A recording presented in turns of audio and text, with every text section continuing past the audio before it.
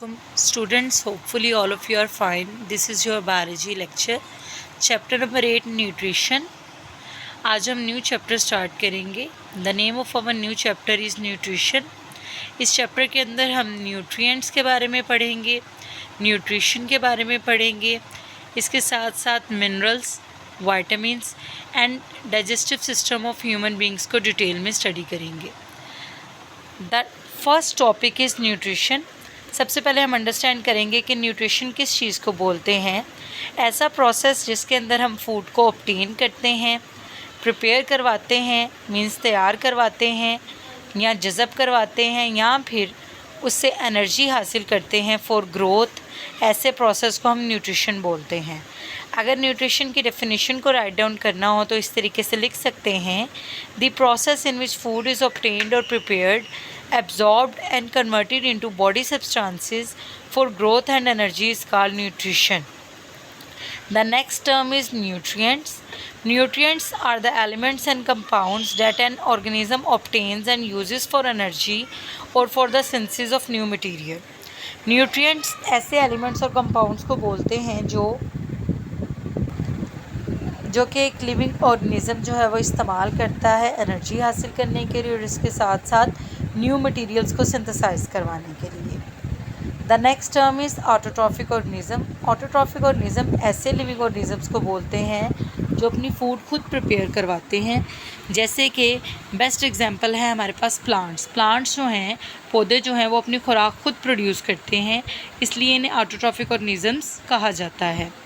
अगर हम इसकी डेफिनेशन की बात करें तो आप इसको इस तरीके से लिख सकते हैं: autotrophic organisms obtain water, carbon dioxide and minerals from their environment and prepare their food which is then use for growth and energy.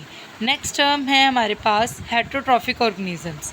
Heterotrophic organisms ऐसे लिविंग ऑर्गेनिजम्स को बोलते हैं जो अपनी फूड के लिए डिपेंड करते हैं दूसरे लिविंग ऑर्गेनिजम्स पे और उनसे फूड हासिल करके, दूसरे लिविंग ऑर्गेनिज़म से फूड हासिल करके ग्रोथ और एनर्जी जो है वो ऑब्टेन करते हैं.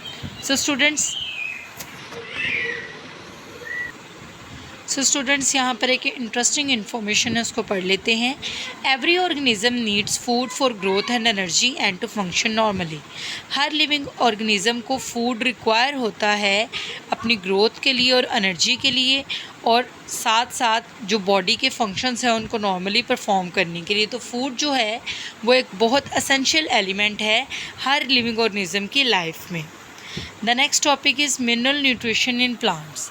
इसके अंदर हम पढ़ेंगे कि प्लांट्स को किस किस तरीके से किस किस किस्म के न्यूट्रिशन की ज़रूरत होती है. Plants have the most efficient mechanism for autotrophic mode of nutrition. Plants basically autotrophic organisms हैं, मीन्स ये अपनी खुराक खुद प्रोड्यूस करते हैं. Plants get carbon, hydrogen and oxygen from carbon dioxide and water. Plants जो है वो अपनी कार्बन, हाइड्रोजन और ऑक्सीजन की ज़रूरत को पूरा करने के लिए कार्बन डाइऑक्साइड और वाटर का इस्तेमाल करते हैं. इसके साथ साथ और भी बहुत सारे एसेंशियल मिनरल एलिमेंट्स हैं जो कि प्लांट्स को रिक्वायर्ड होते हैं उनकी नॉर्मल ग्रोथ के लिए. अगर हम न्यूट्रिएंट्स की बात करें तो न्यूट्रिएंट्स को दो मेन टाइप्स में डिवाइड किया जाता है: मैक्रोन्यूट्रिएंट्स एंड माइक्रोन्यूट्रिएंट्स. मैक्रोन्यूट्रिएंट्स ऐसे न्यूट्रिएंट्स को बोलते हैं जो कि लार्ज क्वांटिटी में रिक्वायर होते हैं, और माइक्रोन्यूट्रिएंट्स ऐसे न्यूट्रिएंट्स को बोलते हैं जो कि स्मॉल क्वांटिटी में रिक्वायर होते हैं. The nutrients which are required in large quantities are called macronutrients. इनकी एग्जांपल है carbon, hydrogen, oxygen, nitrogen, magnesium, potassium. Next है the nutrients which are required in small quantities are called micronutrients. इनकी example है iron, molybdenum, boron, chlorine, zinc. अगर इन nutrients में से कोई भी न्यूट्रिएंट प्लांट को अवेलेबल ना हो सो इस वजह से प्लांट जो है वो अब नॉर्मेलिटी शो करता है और इसके साथ साथ उसकी ग्रोथ भी नॉर्मल नहीं होती. So all of these nutrients are very essential for a plant to grow in a healthier way. So students, this is your today's lecture.